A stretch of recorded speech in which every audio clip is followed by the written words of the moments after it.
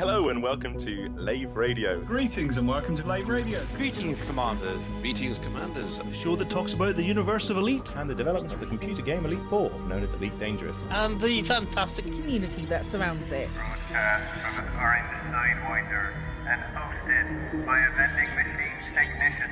A place of nonsense and innuendo for forum dads. A self-contained podcast 2 hours long. Transmitting to every corner of the galaxy. It's even louder than me. The hottest show this side of Dizzo. The name of the place. Lave Radio. Lave Radio. Lave Radio. Lave Radio.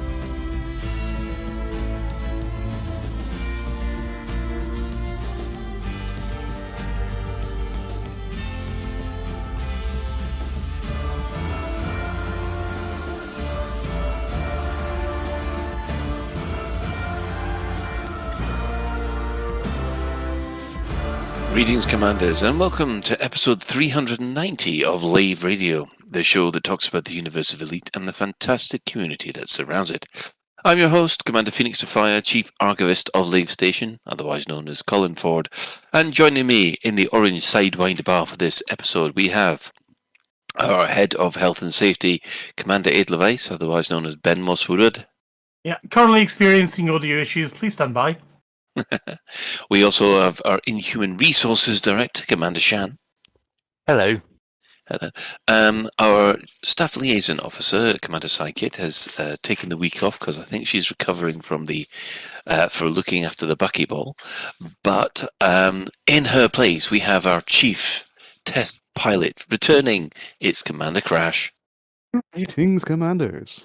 Greetings. Yes. So, if you wish, you can join us live. I do believe that the Chris Mark IV and Ben are both at Lave Station at the moment and are going to be doing something tonight. I do believe Colin hasn't read the show notes.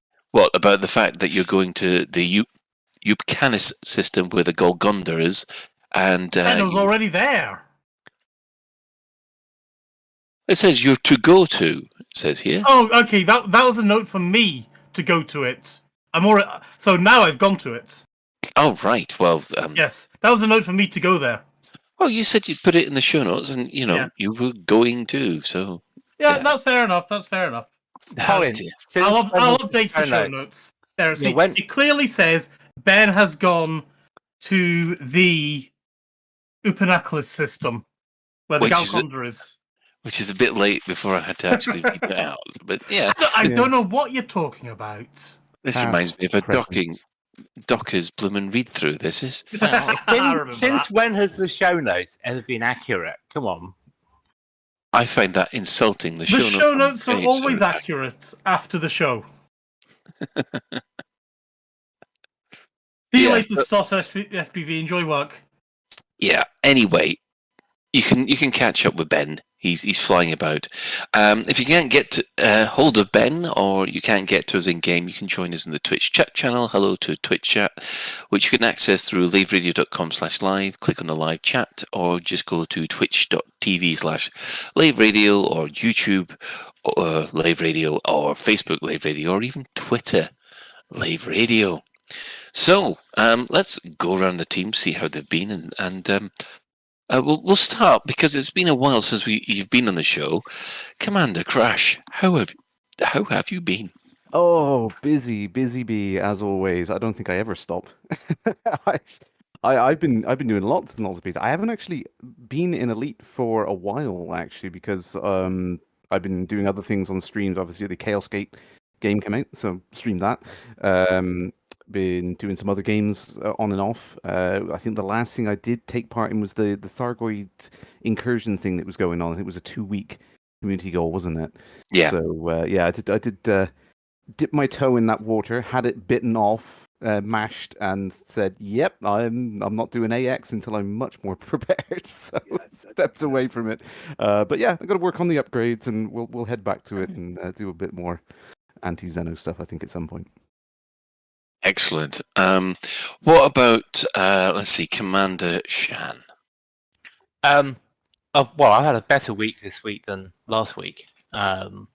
The period of mourning the kitten is officially over because we have a replacement on order. Still the same make, but Another make of cat.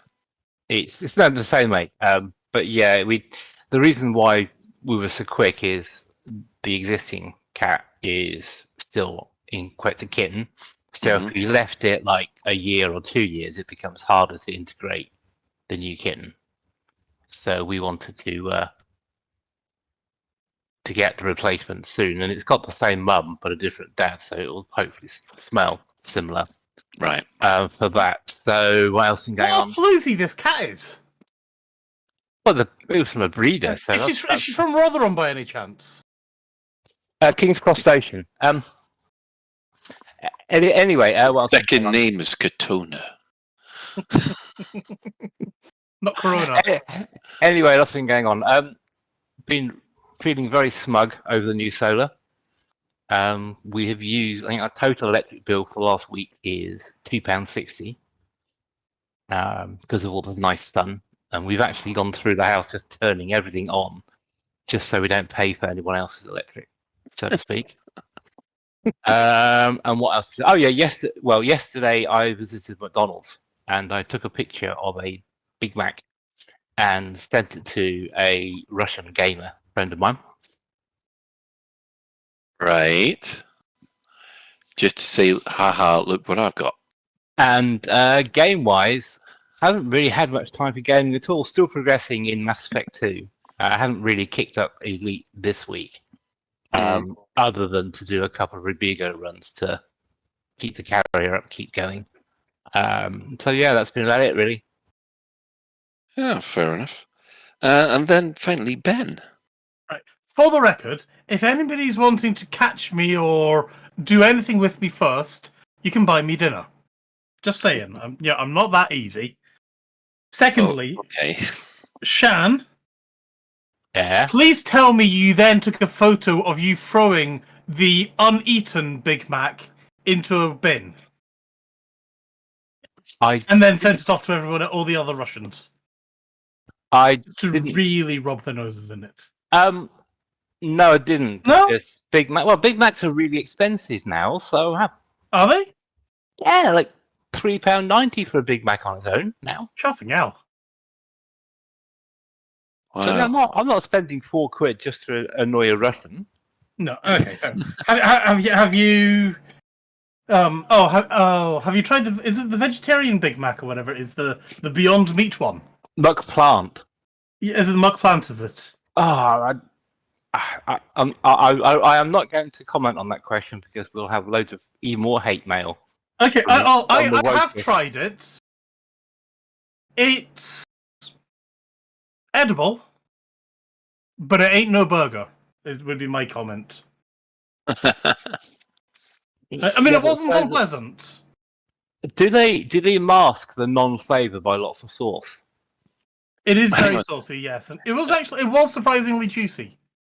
That's exactly what they do with the Big Mac anyway. The Big Mac is true. No change there. Yeah. You ever had a plain burger without anything? It's like eating cardboard. Yeah. I made the mistake once of asking them for a cheeseburger without the bun. And they went off and put it into...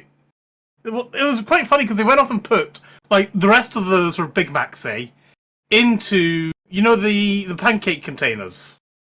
Yeah. They put it into that, and then gave me it like that. And because I quite like having just a beef burger. Yeah, Mrs. Shan, because she's on this keto religion diet thing. That's what when she goes to McDonald's, she'll order like 6 burgers without any sauce and without any, so just 6 burgers on its Just own. the burgers, yeah. Yeah, and what they do, they then give you a burger per container. So they don't put like 6 burgers inside, say, one of the pancake containers. They have 6 individual containers. Well, what I was trying to ask them to actually do is like, right, get a burger, put the sauce in it, put the onions on it, and things like that, and then wrap it up in a lettuce leaf so I can hold it and eat it. Well, that's what Mrs. Shan does with. Well, I was trying to be a good boy, and I'll still have a burger, but get rid of the carbs. And it was just absolutely hilarious what they gave me. But anyway, that's by the by. Maybe this is a new challenge to see Burger the most obscure things you can get McDonald's to do with their burgers. Yeah, but I don't want to go into McDonald's. Thank you. I mean, that's horrible. But you don't need to go to McDonald's. You do it from the app. Just even worse. Oh dear! Also, you get some bargains on the app every Monday, 99p menu. Yeah, I have to admit, I'm not a fan of going to Medahel, but there is one benefit of when I go to Medahel with the kids, because the kids are always like, "Daddy, take us to McDonald's," and I'm like, "Oh God, do I have to?" But at Medahall, I can order the kids' burgers or whatever they want through the app, collect them, and then I can go off and get a Chinese or something like that. So and then I make them have cold burgers, but that's their problem. They should have had Chinese and be sensible like me. I'm sure the ability to customize burgers is one of the main sources of profit, because the amount they charge for, I don't know, extra onion or something, as opposed to what said extra onion is actually costs. Oh, what's certainly 50p for an extra craft slice. You've only getting almost. Actually, I think it's 89p or something like that for a pack of 6 craft slices from Lidl or whatever. Yeah, you might as well go to Lidl, get your cheese slices, and bring them back and just add them in yourself. You could be snobby and get dairy cheese slices, which are right nice. Yeah, it reminds me of a Little Chef, if you remember those many years ago. I remember Little Chef. She used to get a lollipop.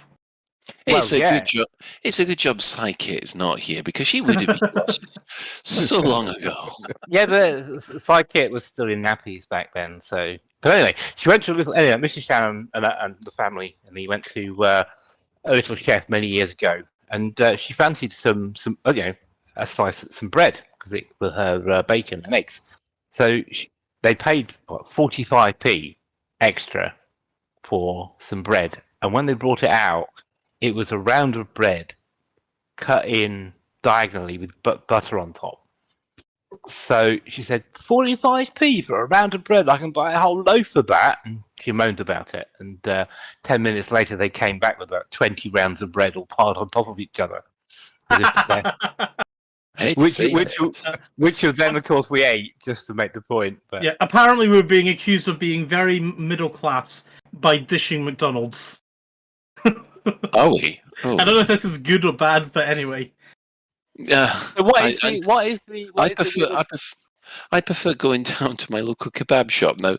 I'd rather prefer a decent local kebab than McDonald's. Yeah, but those are not food, though, are they? Kebabs are not food in the same way as McDonald's not food, isn't it? Really? Oh, this is why I like going to for a Chinese, which is equally not food, but at least it's not food with extra sauce. Anyway, other things I've been doing in I can't believe it. We're discussing this, right? Shall I actually say what I've been doing with my week rather than discussing McDonald's? Yeah. Yeah. Okay. That's I've gone to see Doctor Strange and the Multiverse of Madness, and I quite enjoyed it. I'm enjoying tormenting my brother-in-law with one of the events that may or may not happen in it. And I'm really enjoying tormenting him with that because I just find it absolutely hilarious. I've taken the kids to the park several times, and that's been about the extent. Oh, and there's my son's 15th. But that's been about the extent of my week this week. And I'm digging a big hole in Minecraft. That's about the only other thing. Yeah. A diggy hole. Well, we're we're in the Loose Screws server. We're making not the Loose Screws on the TTO server. We're making a very large sort of central base, and that central base has got a large lift shaft, which is currently excavating out a giant circle. So what? So you built a hole. We're in the process of building a hole. So why? Because this hole is going to become a lift shaft using redstone to actually make a floating machine or whatever the hell they're called in Minecraft to basically take you up and down. Because we can in the hole. Yeah, as Chris says, a large base with a shaft. Quickly going back to McDonald's because I forgot. I didn't get a chance. So we're being very middle class because we're dissing McDonald's. What is a middle class burger joint, and what is an upper class burger joint? Well, you got Five Guys, haven't you? Five Guys are shit. I don't see what everyone likes them for. They're overpriced, oversauced, and overly shite. Yeah, they do have nice chips though. But they're still very expensive. Can I get a word in edgeways here? No, I can't. It seems. No, let's just say Five Guys is the Waitrose because basically it's all overpriced for what it is. But you just like being seen there. Speak for yourself, but okay. Dal Scotsman says Gourmet Burger Kitchen. I completely and utterly agree with Chris there. Gourmet Burger Kitchen are do very, very nice burgers. And usually it's buy one, get one free if you go there with a cinema ticket. Going back, do you remember when Wimpy used to be the posh burger choice? Because you had to sit down and eat it instead. Anyway, who's Tim Hortons? ePilot 007 is recommending Tim Hortons. Oh, and did I say that I met up with Dave 21? No, you didn't, because you were too busy in burgers. Yeah, last Wednesday I think it was. I caught up with Dave, and that was really nice. And we went to a really, really good pizza joint. And if anyone's ever in Birmingham or in London, get in touch with me on Discord, and I can point you towards a very good not burger place. I can point you towards a very good pizza joint. X-Pain X has just gone and put in the ultimate question: Burger King, higher or lower than McDonald's? All of a sudden, I feel like Bruce Forsyth. Higher, lower, lower. Higher, except the chips. Yeah. I want to say higher, but I actually did a blind taste test of just the plain cheeseburgers on both of them, and preferred McDonald's cheeseburger. Yeah, but you don't go to Burger King for just a simple cheeseburger, though, do you? Well, I don't exactly go to Burger King to be seen there, do I? And it's not Five Guys, for God's sake. Right. Well, let's see. What have I been up to this week? Well, I'm in mourning. Oh. Yes. Oh, I know why you're in mourning. Yeah. On eBay I sold all my Star Wars Armada miniatures. The entire game's gone. It got sold, packaged up, and sent off to a rather appreciative gentleman in Glasgow. So I no longer. It wasn't grand, was it? It wasn't grand. Although, put it this way, it's certainly what you paid for it. I'm very grateful he paid that much. I didn't realise they went for that much, those models, but I'm not complaining. But yes, it was a game that I really loved, but because of the pandemic and basically there didn't seem to be any clubs around here where you could actually play with anybody. And also the fact my son decided that he prefers driving a virtual F1 car than playing board games with his dad anymore. So it had to go. So what are you using to make laser sounds with now? I can sort of imagine you picking the figures and models up and going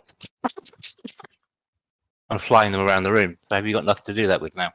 I didn't do that in the first place. I mean, I think we're seeing an insight into what you want to do. Oh, by the way, Shan, I just looked up. Apparently, Little Chef is still going. Are they? Yeah. Apparently, there's about still 70 restaurants left. Slightly littler chef then. Yes, littler chef than it used to be because they used to be all over the place. But vertically challenged, yeah. Yeah. So There you are, Sean. It's still there. Oh yes, so there is. There's got a list. Gosh, some of them are even close to me. Is there a Milton Keynes? One in Milton Keynes? Are you saying that's what you want to do? You want to go to the Milton Keynes Little Chef, just to inflict it on everybody? Well, we don't know what the food's like in the new place, so you know you might have to queue up emergency catering. So apart from the models, let's see. I've been playing an awful lot of Elite. I've done the Buckyball run. I finally got my. I did a lot of rescuing Imperial citizens to get my Imperial rank up for my power play commander. I'm almost a Baron, which means I'm almost able to get the Clipper, which is, that is the Imperial ship as far as I'm concerned. I mean, I know that Ben will always go on about his cutter, but to me, the Clipper is what I think of when I think of an Imperial ship. That's really been about it. I think I am now. I've only gone two systems closer to Colonia. I've still got something like 10,000 light years still to go, and it takes absolutely ages. I seem to have hit a whole bunch of planets or a whole bunch of systems which have biologicals in, and if there's 2 or more biologicals, then I've got to stop, and I'm stopping quite a lot, and actually really enjoying the view. You've got something about something better than a little chef. Yes, are you going to mention Harvester or something? No. If you travel up the A1, there's a couple of restaurants called OK Diner, which are like Little Chefs, but the food is much better than Little Chefs, especially their black and blue burgers, which are really, really nice and really, really fresh. And I did notice on your list of Little Chefs, they shut at most of them shut at 5 o'clock. What sort of Little Chef shuts at 5 o'clock? Yeah, that's a bit weird, because normally you want the Little Chef to be open late when you're driving, don't you? Oh well, look, Kettering East and Kettering West, they've got one each. Yeah, but if you look at it, it says closed.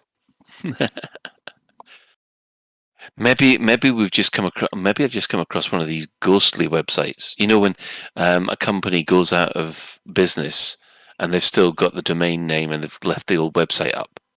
I think it must be, because I've just looked at the Little Chef closest to me, which is only about 10-15 minutes up the road, and it says closed. And I remember driving past that most times, and no one's ever in it. It's shut. I think Little Chefs have gone.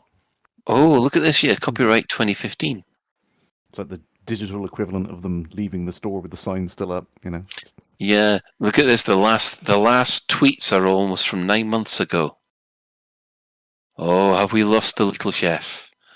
I can't believe it. I can't believe I'm getting obsessed on this. So, but we will. I think we will leave that eatery for the moment and move on to McThargoids. Or rather, let's go to the development news. Well, we've got a bit of personal news here for people who follow the community team. Sally Morgan-Moore looks as if she will be coming home and hopefully rejoining the development team soon.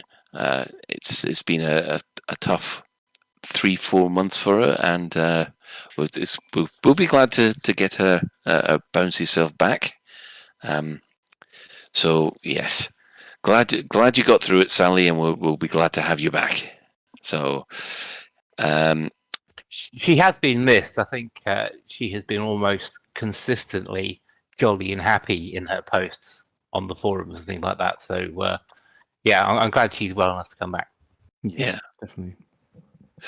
And the other thing was that we had basically what was it? These discovery scanners. There was a discovery scanner released by Zach on Monday, which basically covered the fact that update 12 will be due soon, and this Thursday there'll be a Frameshift Live, which will be which will cover some, or they'll be doing some sneak peeks about what is coming in update 12. Yes, with their community highlights and their almost chaotic-like gameplay, and Twitch drops, because they always bloody mention Twitch drops. You love it. Yeah, I've got about 7 or 8 copies of the same thing.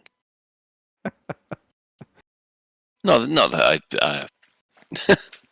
If you were fairly mercenary, what you could do is you could ask someone for their Twitch account details, and you log in and get the Twitch drops for them if they can't make it. Yeah, do you think anybody would trust me with their username and password? I don't think so. I'd do it. I'd do it for someone. If they did, I feel you're stupid. Never hand out your password and details to anybody else. I'd do it for someone. No, I'd do it for someone. If someone wants to give me their Twitch ID and password, I can guarantee its security will be ruined. Right. The other thing to mention, and we'll probably be mentioning this a lot more in the main topic, is Odyssey will be 1 year old on the 19th, which is basically Thursday, same day as a live stream. Yeah. Yes, I think we'll touch on that later.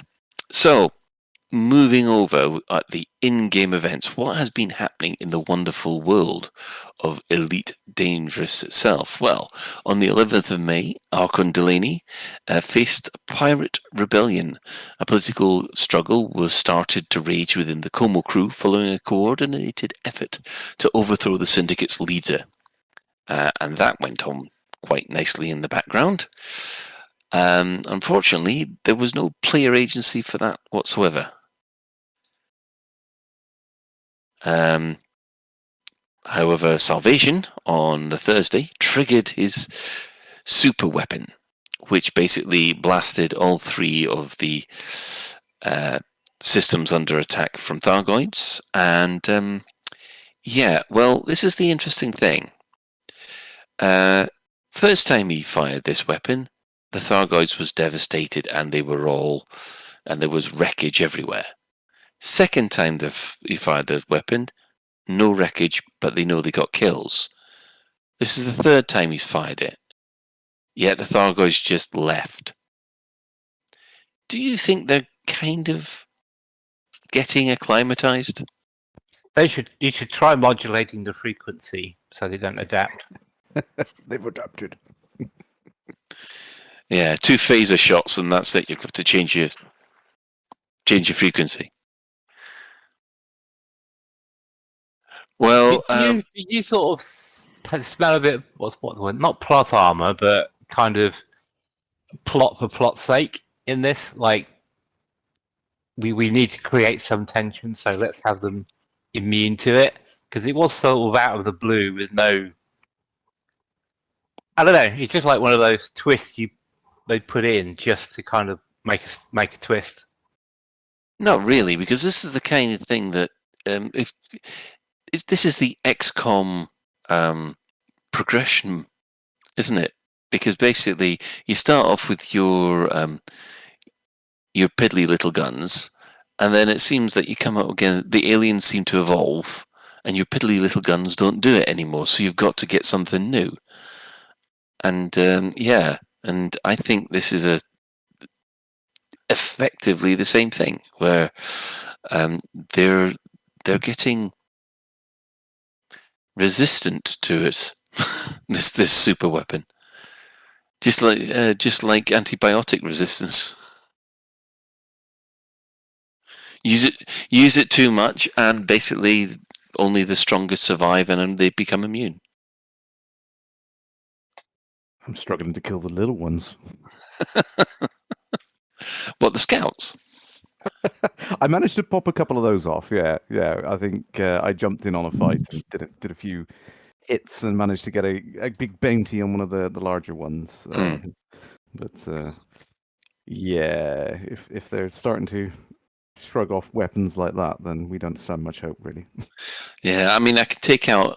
I've taken out Cyclopses, but now it seems every time I go into one of those anti-Xeno combat zones, it's always a blooming basilisk. And I think I can get maybe 2 or 3 petals off it, and then I don't know. I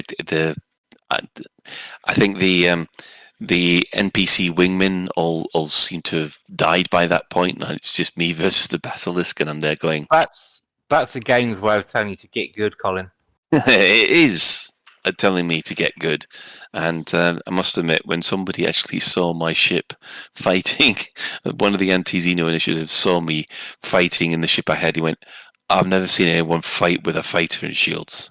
That's just bananas." So my ship is just not made. It's good for getting rid of scouts, but it's not good for much else. On the subject of Thargoids, on the 12th of May, Professor Ishmael Palin has received multiple shipments of Thargoid meta-alloys for his xenological study. He says he's deeply grateful for them. He's also authorized payment for all the pilots who took part in the initiative, and this includes awarding classes 4A, 5A, and 6A corrosive resistant cargo racks to those who made the greatest contribution. Now, I'm a bit annoyed with myself because I should have done this instead of shooting Thargoids myself, because I could have done with those cargo resistant cargo resistant racks. I don't think so. Cargo resistant, yes, they spit out into space as soon as you put something in them. Immediate eject. Yeah. I'm kind of gutted I missed that, because I wanted larger corrosive resistant racks since the first one, because I think the first CG they only unlocked the smallest size, wasn't it? It was 2 ton was the only one. 2 ton, I think, wasn't it? Is it only 2 tons? I thought it was 4 tons. It's probably right. It's probably only 2 tons. Yeah, and I remember I grabbed a load of them because I helped unlock it, and I was like, yes, I'm keeping a bunch of these. I wish we got higher, but now I've missed this one. Damn it. Wasn't that the one which had the problem with the limpets? I'm sure that was the one that had a problem with the limpets. So we couldn't complete the CG because the bug kept on losing something like 30% of the samples. Oh boy. I can't remember that. Well, anyway, a new CG has started. You remember that rich bloke, Rackham? Well, Zachary Rackham has decided to throw a massive party, so he'd like everybody to bring him stuff, which will run till the 2nd of June. So that's another 2-week CG, isn't it? Yeah, stretching them out. I know they're stretching them out. It's almost as if they need to delay for something. Speculation. Yeah. So that was the 12th of May. On the 13th of May, the Dredger clan visits the Golconda. Now that's where you are, Ben, which is basically, this is not the same Dredger ship that was discovered before. This is a brand new one. Apparently it's a brand new one, Colin, but I was scanning it, and I got all the notes, and it said, "You've already scanned this. You've already received this." Oh, so I am rather confused. Yes, Ben, does it still eat your ship if you go into the mouth? I don't know. Shall we find out? Would you like to find out, Shan? For science. For science, okay. But so yeah, I was, the ship has got four of the little note things that you can go and do, and I went off and scanned them like a good little boy, and then I was like, yeah, you've already scanned this. I'm not telling you what it is, and of course because I've received it several months ago, it's not even showing up in my inbox. So that's upset me mildly. But the audio of the Dredger ship is amazing, so that's always good. Oh, it always is, isn't it? Yeah. So is it a new set of logs, an audio logs, or is it the same as the last one? I'm sure I just said that, didn't I? Yeah, I think you did as well. Oh, it must have been on push to listen. Sorry. I know I can talk after what I said last week and wasn't listening to you guys. But yes, for the third time, I have tried listening to the audio of the logs of the ship, and it is saying you've already accessed these logs, and it's not telling me what they're saying. So it might be a feature, it might be a bug, it might only be me. I don't know. Yeah. I'm now in the ship's nom things, Shan. There you go. Have you asked for docking permission yet? You can't ask for docking permission, unfortunately. What do you think? Do you think Ben's going to get munched? Oh, he's going to get munched. Apparently, I've got this wrong. The CG does end this week in game. There's 1 day, 10 hours left, according to Emphasius UK. So I do apologise for that. So let's see what else has been happening. Oh yes, one final thing. It seemed that the aforementioned pirate rebel coup against the Como crew ended up failing, and basically they've all retreated to HIP 10.79.2 and are attempting to drive out the Kumo Council faction in that system. But eyewitness reports regarding amongst the firefights that Delaney, the leader of the Como crew, is in no mood to forgive his would-be usurpers. So we might be having a combat CG. Take it and work for the crew and for your burgers. Can I just say, Ben, that looks amazingly cool because your crate was shimmering. Yeah. With the light. Looks painful with being munched by the big teeth and everything, but we can ignore that bit. But when your ship was twisting around in the in the slot, it was like shimmering and arcing around. That was a very cool effect. Do it again. I'm just thinking, Colin, you know what we need to do? We need to add a nom-nom effect. Oh, I was thinking trying it in VR. And then trying not to puke up. Why, are you telling me that you suffer from... Oh, God, I've not suffered. The only time I've suffered, and I remember when this was now, was when Chris was flying me around. And I think it's because I was getting a disconnect between Chris's movements and me just looking around his cockpit. Whereas when I'm flying around anything, I feel fine. Yeah, you normally find that if you're in VR, being a passenger is worse than being the driver. Yeah, I noticed that and felt that. So, yes, so that's that for the week. I think we'll have to go over and see if there is a store alert. Greetings, Commandos. My name is... Store alert! In the bi-weekly newsletter, here come paint jobs for your arts.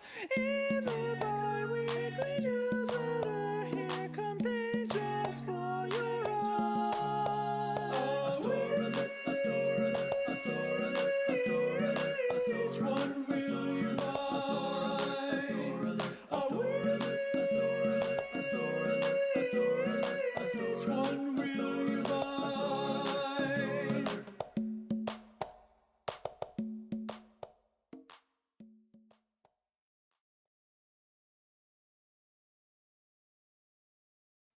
And welcome back. Right, well, this week, Shan, did you want to tell us something about the store alert? Well, this week's is an adder paint job that makes it look like the spacefaring version of Postman Pat's van. So if you want to power play, that's your ship of choice. Is this what Colin's going to be using now for his power play stuff? I think it should be Postman Pat. It is Postman Pat's adder. It doesn't have a black and white cat. Well, yeah, but maybe. Am I right in thinking that this is a unique paint skin? It's not just like a recolored something or other. This is a new paint skin. This does seem to be a new one. Go on, Ben. Yeah, I'm just thinking. I don't recognise it. Do you, Colin? No, I must admit I haven't seen anything like this one before. X-Pain says maybe we should have a black and white cat bobblehead.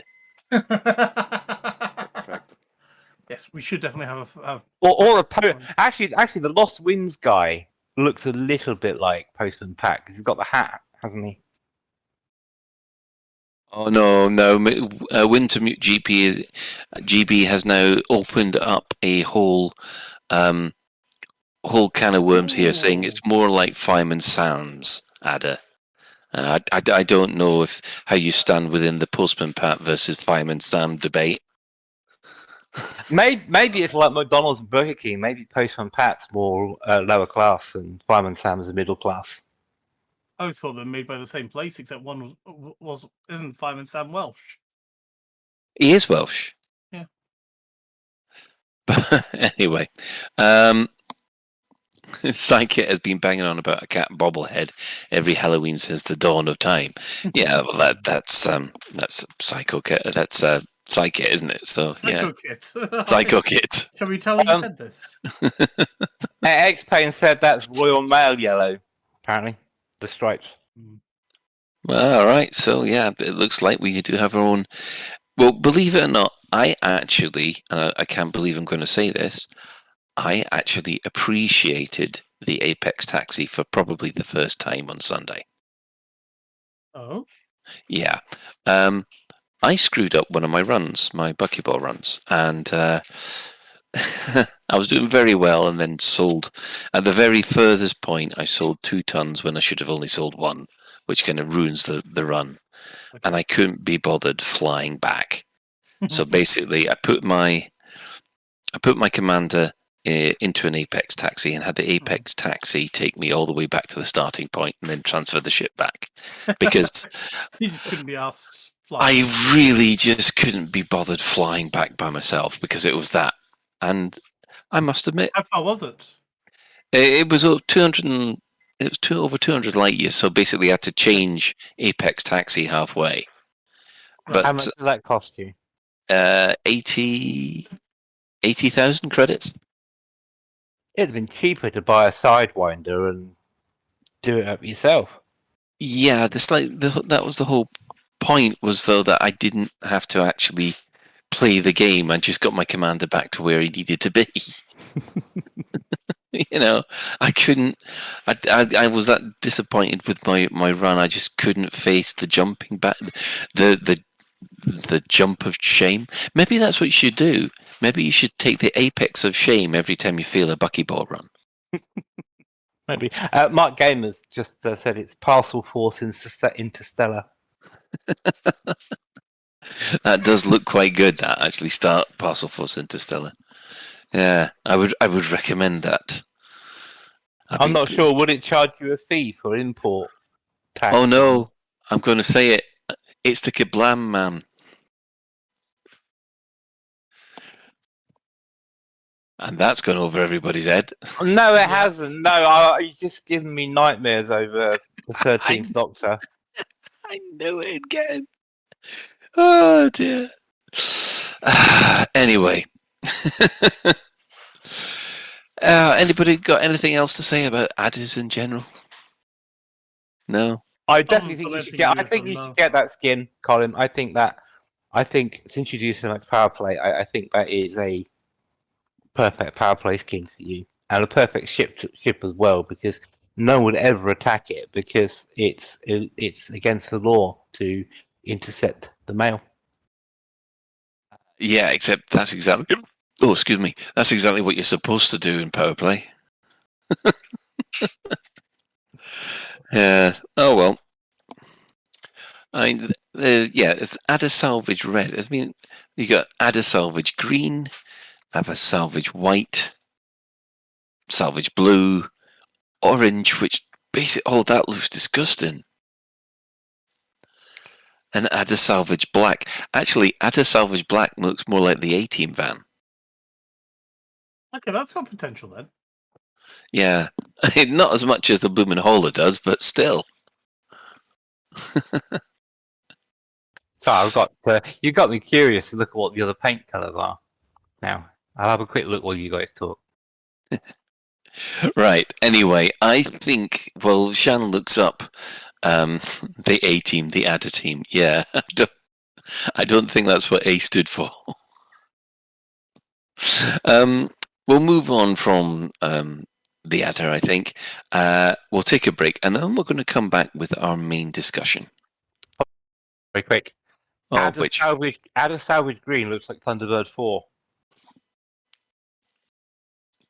No, it doesn't, because Thunderbird 4 was yellow. No. Do you mean Thunderbird 2? Yes, that's right. Sorry, because Thunderbird 4 used to go inside. Yes. Yeah. Thunderbird 4 went inside of Thunderbird 2 because it was the submarine. Good grief! Look, his old age is failing him. His memory's failing him. How could he forget the difference between Thunderbird 2 and Thunderbird 4? Because I'm not that old. Right. Before this goes off to Tangent Town again, I think we'll take a short break. The Dex Legacy, an audio drama by Emily Ink. Almost 1,500 years ago, our ancestors landed on this planet with technology we have never managed to replicate. We were sent here in giant seed ships, with more data than any one person could ever get through in a lifetime. 10,000 people and some animals were left with all this knowledge, except the plans for interstellar travel. So, they didn't want us going back. Why? I expect this planet had more tricks up its sleeve than they anticipated. We've been dragging ourselves forward until now, Tristan. This invention of Osa's, it surpasses everything they knew. I was told to create the most scientifically advanced weapon the world has ever seen. I did not sell it, and I did not detonate it. When Varian Isran Ren go into battle and kill a multitude, do you feel responsible? That's different. And how is that? It is not Devitt's responsibility. So the spawn was not mine? Didn't you hear what I just said? The rebels are coming, Ren. Get ready. Lost Israel. She's been taken captive. I don't have much time. The electrical currents disabled her chip. We cannot track her. You mean to ask me if she's already dead? I don't know. We can end their lives at a push of a button, no matter where in the world they are, and they know it. A person should not have to live with that threat. Seconds count here, Varian. I know, but losing you as well would make this a very bad day. Have you thought about what they might be doing to her? I'm trying not to.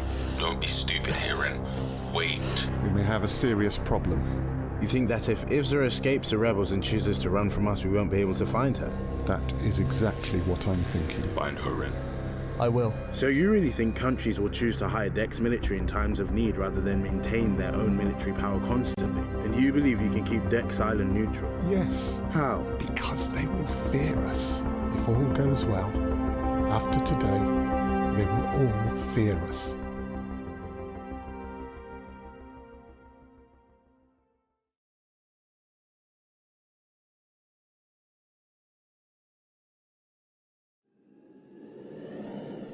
Your ship is a miracle of engineering, capable of handling the most intense situations. But with no sound in a vacuum, how do you keep up with your ship?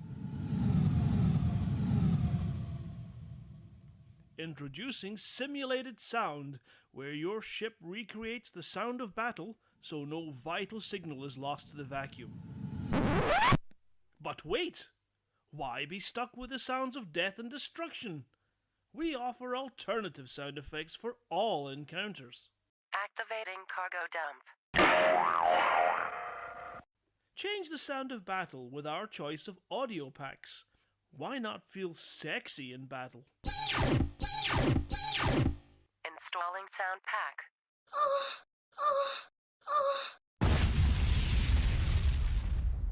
Or go for a cute farmyard scene.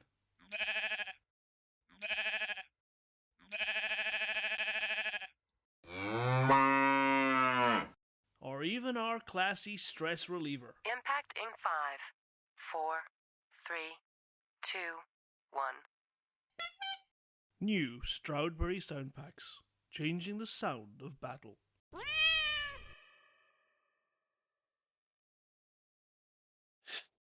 And welcome back. Now, as we mentioned earlier, it has been this Thursday will be a year since the release of Odyssey. Now, we've had 12 updates in this game, which is, well, let's be honest, is needed it. The first thing to ask is, at any point during those updates, what point would you guys think would have been the point where you thought this is what it should have been released? This is the state it should have been released in. Oh boy, I'm gonna get my numbers mixed up, but I was gonna say around 5 or 6. I can't remember which one it was where they'd finally cracked the performance issues and most of the stability problems were gone. Yeah. So I think it was around 5 or 6, and I said it several times. Like once it got to that stage, I said to everyone, I feel like this is beta is over now. This is what it should have been. Mm-hmm. Right. Okay. What about you then, Shan? I think the performance, the performance of Odyssey for me personally was never an issue, but community-wise, the impression I get was around update 5 or 6, I think, like Karash said. So the question is, would community be a much better place? Performance-wise, I think yes, but I think much of the community's issues go deeper than performance. So we'll reserve judgment to see what the end of the year brings, I guess, on that one. What about you, Ben? Yeah, like the guys have been saying, probably around about 5 or 6 again.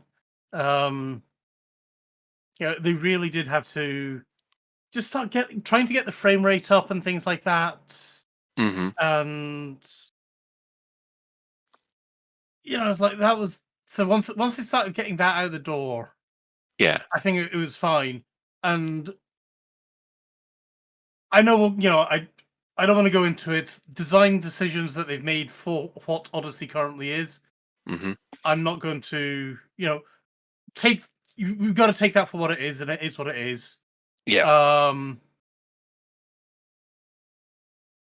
It'll never be what we dreamed, but then what is? But if they'd released the game as it was back in, so as it was about October or something like that. Yeah. Then a lot of the original negativity wouldn't have been there.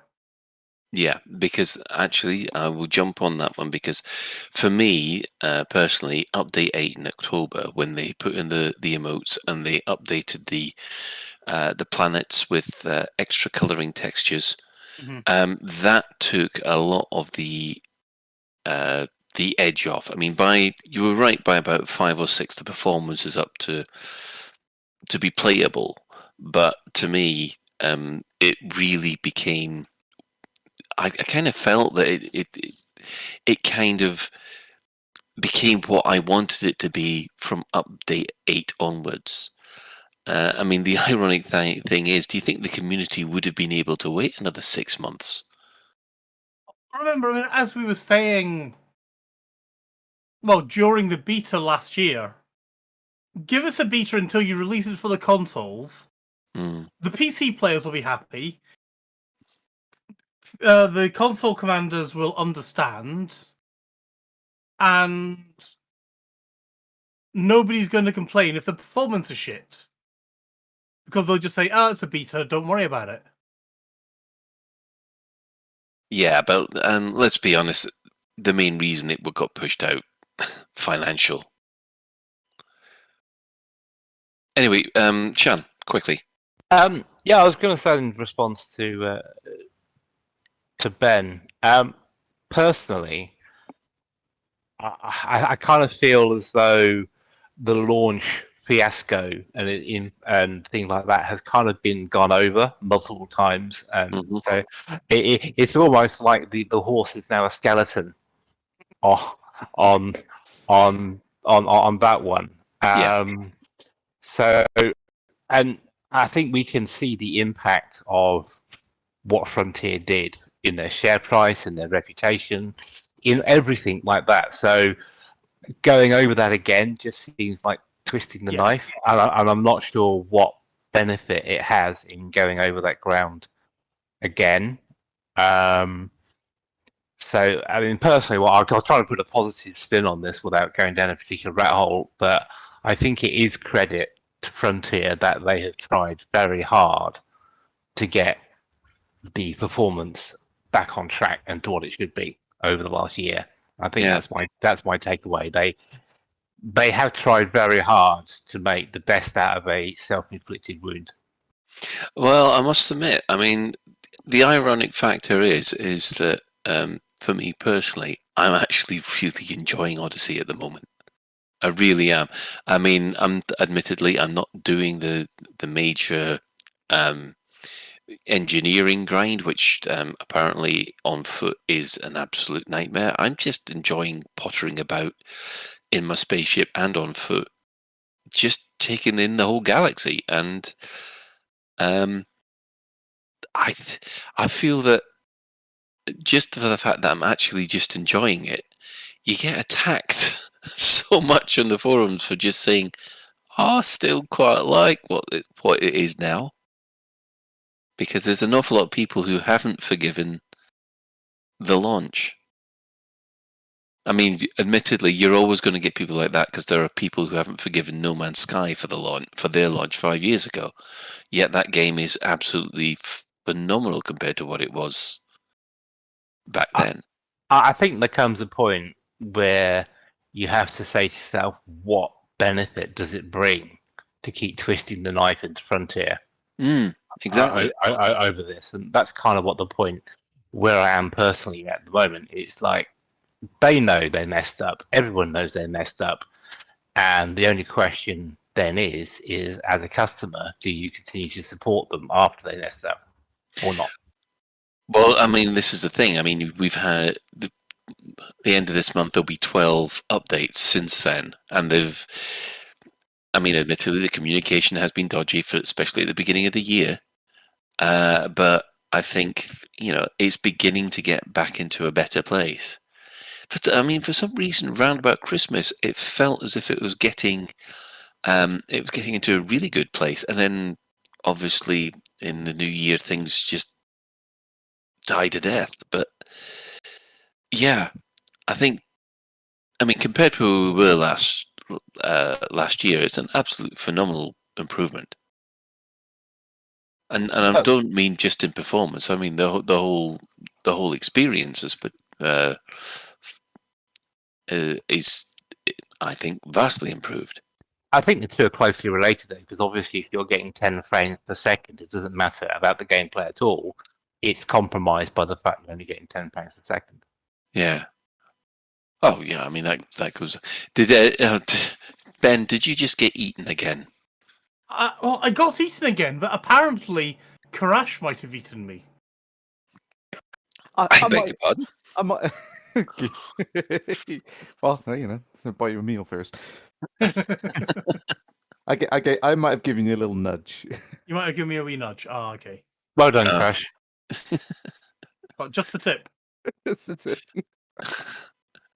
So we'll see Crash and Ben together in Five Guys not so long in the future. Only to be seen. Yeah. I mean, out of the updates, obviously my favourite update was definitely update 8, where we had the planets and surprisingly enough, the emotes that came in. Has any of you got a favourite update that came out, or a piece of content that came out that you just went, oh, I like that? I like the fleet carrier decks and that whole mechanic. I thought that was pretty cool, actually. I mean, superficially, it doesn't actually change anything, but it's so cool you can't not say it's a highlight. Especially the carrier jump, right? Yeah. Oh, apart from the guy with the iPad, he needs sacking. Maybe that's the major content rework. He serves no gameplay purpose, so therefore he shouldn't be in there. Yeah. What about you, Ben? Is there anything there that you suddenly went, "Yep, I'll have that"? I mean, none of the additional features that they've given to Odyssey have made me think, yeah, that's great. Mm. So, I've never hidden the fact that I've never cared about fleet carriers, and I still don't care about fleet carriers.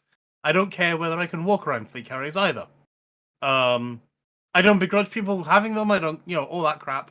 I don't care about that. It's just, it's never been an aspect of the game that I've cared about, and that still isn't. I am very glad we've got the emotes.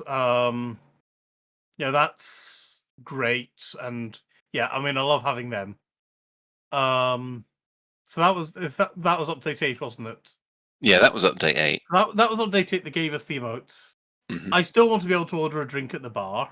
So whatever update they allow us to order a drink at the bar will be my favorite update. Odyssey patch, I think. Fair enough. Crash, have you got a favorite update or a favorite highlight from the last year that they do it? It's difficult to put a finger. I mean, there's been lots of small incremental things that I've really enjoyed. Like you said, the emotes I think was really good. The little Easter eggs with the emotes that we weren't expecting. The things like clapping at your ship to turn the lights on, waving to make it take off, and little things like that, which were nice. I think most recent thing which I've really appreciated is being able to sell your mats at the bar. I think that's been really nice because I've helped a load of people in my Discord. I've got loads of those here. I'll just put up some ionized gas here, help you sell, sort of thing. And I don't even care about the credits thing. It's just nice being able to have kind of like a kitty that you can share with other people. So I think that's probably been my favorite little feature. Oh, right. I see. I mean, no love there for the Scorpion then, I see.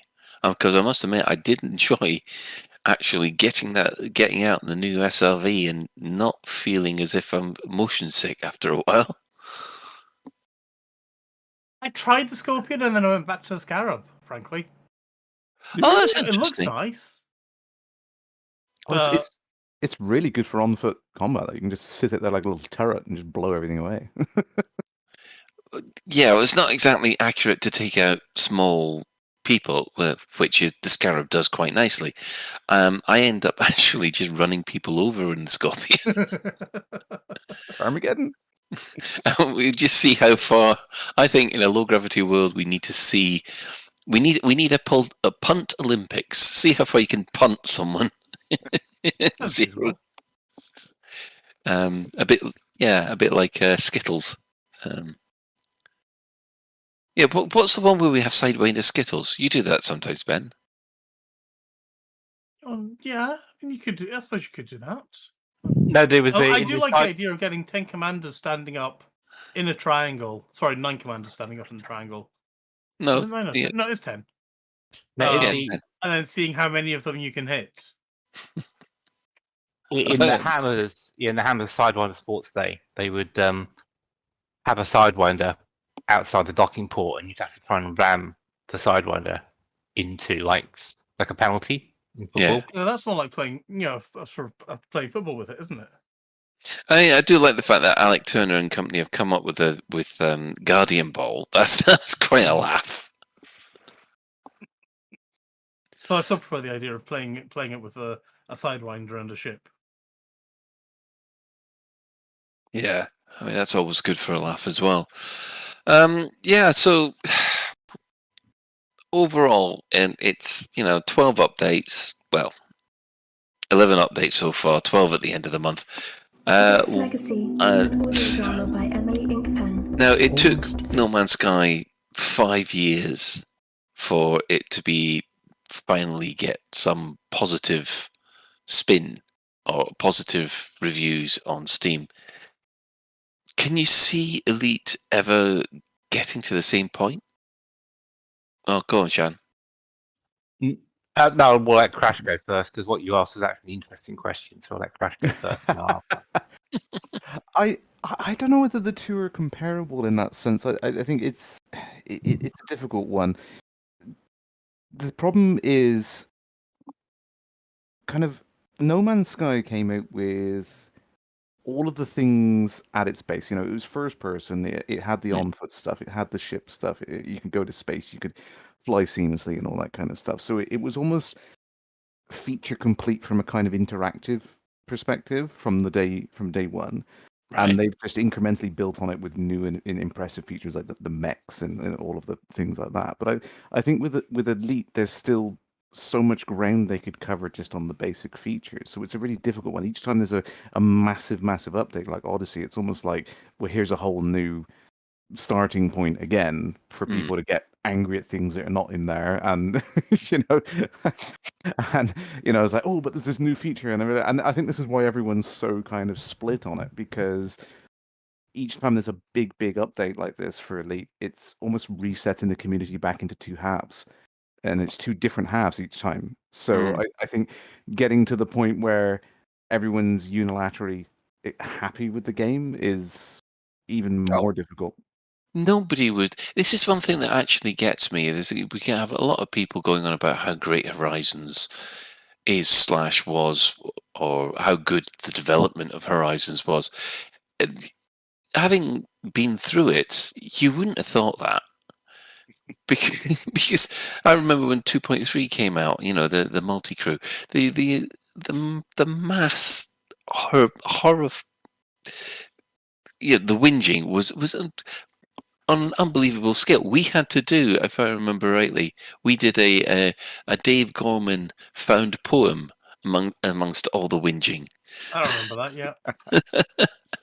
Which actually a lot of people didn't like. I'm remembering the salt surrounding the seasons model in Horizons. Yeah. And the thing is that what gets me is that you've got people who are looking back at that and going, "Oh, it was so good," and you're there going, "No, it wasn't." I think it's good after had 2 years of development under its belt. Yeah, like Crash, I'm not sure No Man's Sky and Elite are that comparable, because I think what turned No Man's Sky around is each time they added content and patches. Whereas what we've seen so far with Odyssey, it's been more patches. It's been capital P patches and small c, lowercase c content. So they haven't really added as much content as they have had bug fixes. And so I'm not sure Elite will recover as quickly as No Man's Sky, because in this last year, I don't think they've added the same amount of content that No Man's Sky did. Yeah, absolutely. That's a much more succinct way of putting my thought. Yeah, and that's kind of where I was lining up my thought. I couldn't quite think of a good way of putting it, but yeah, it definitely does feel like it's been 12 months of desperate, frantic trying to get everything stable, and we've unfortunately, because of that, we've missed a load of the stuff that I think they planned, I think they wanted to do, and I think this is why they desperately want to get to that stage with the narrative updates that they've shown on the timeline. And I think they want to get to that point where they desperately want to get this content out the door. They've got these ideas, they've got this narrative they want to push, but with all of the problems they've had, they've just had to put it all on the back burner. Yeah. Go on, Jeff. Sorry. No, I was going to ask Crash the question. So, doing these fixes has obviously cost Frontier a fair amount of money, because basically it's a year's worth of salaries for the developers when they could have been doing, or wanted even to do, the content. So that being the case, do we think they'll scale back the content because, if you like, they'll run out of budget to do what they wanted to do? I do sometimes wonder that they've already got to that stage. That's one of my that's been one of my concerns, especially after I saw the roadmap. Yeah, I think it's too difficult to say. I mean, they could very well have. I mean, if you can imagine it, if it was a core engine team problem, that probably wouldn't have taken many people from the actual Elite team off that. There might have been one or two of the senior guys which are involved in, the deep nested stuff of how Cobra works, would be kind of liaising with the engine team, so like, how can we improve this? But the vast majority of the other members of the team working on Elite, you got artists, you got audio guys, there's a lot of different team members there. They wouldn't have been able to help with the performance thing, so they would have been doing something. My impression would be that a lot of this content they've just been quietly working on, but they've been unable to actually put it out. So I reckon a lot of it is just sat there on the shelf waiting to be dusted off and plugged in. Do you think they would have redeployed those art assets into other games, though? They wouldn't have them sit there with nothing to do. They'd go, right, okay, you're now working on the Formula One game, you're now working on Jurassic Park 3, etc. Well, I would have thought if you're a graphic artist, you don't have to be exclusive to one game. I mean, that's one of the things that they say that, you're rendering a racing car or designing, putting together the model for the racing car, pretty similar to putting it together the model for the SRV, he says, not knowing anything about it. But, there are transferable skills that will work on one game and on another game that they can move around the office. So, if they might need a whole lot of artists, but they can be flexible with them. And that's what I mean. I don't think externally we would be able to make that distinction of whether or not that was a decision made one way or the other. I think it's impossible to say. I think management-wise, it would kind of make sense to do that, definitely. If there are other priorities and those resources could be freed up to work on a more profitable venture, definitely. I mean, it kind of makes sense. But I don't think we could actually decide one way or another whether that's what's happened. Yeah. Jonathan Tea Time in the chat came up with an interesting question. Do you folks feel that this kind of regular update, roughly one update a month, would you prefer that instead of the 3 months? Obviously there'll be smaller updates than what we'll probably be getting, but Sean? Personally, I think as soon as a patch or an optimization was ready for release, it should be released. And if people are having issues with frame rates and crashing and goodness knows what, if it's fixed within a month, it should be out in that month, not waiting for a quarterly release cycle. I think the issue for me personally hasn't been the release cadence. It's been the communications around those releases, because as I mentioned last week, I think stability performance patches, that's business as usual. You shouldn't need to announce them. That's just part of running a live service game. And if you have a bug, you have a fix, you release it as soon as it's gone through testing and stuff like that. I don't see why you should artificially hold it back. So overall, I mean, this is going to be a loaded question. Do you feel Odyssey is in a lot better place than it was a year ago? I mean, I'll go straight in and say, obviously, yes, because it's working for most of the content that's there. Crash? Yeah, I mean, definitely better. Yeah, I don't think it's in the place I would have wanted to have seen it after a year of updates, but I mean, I've expressed why I think that is. Obviously, they've been massively delayed by these problems, but yeah, it's definitely improved. Absolutely. I'd like to see it continuously improve on these gradual cadence. I think that's right. And as Shan said, urgent patches should be immediately out. But yeah, I'd like to see something more than just stability and patching listed in the notes of what's coming. Yeah. Shan? Performance stability, yes, it definitely is in a better place. For gameplay, I think it's gone backwards simply because people's expectations have gone forward. In other words, it's gone forward in terms of stability, but in terms of the gameplay and stuff like that, it hasn't really moved on. And as I mentioned last week, if it's not operational, it's aspirational. And you do love your sound bites. Well, that's quite good, really. I mean, I've got a whole book I can write on that. But anyway, yeah. So, your performance stability, and I don't think the amount of effort Frontier put in fixing those should be unappreciated, because they clearly have.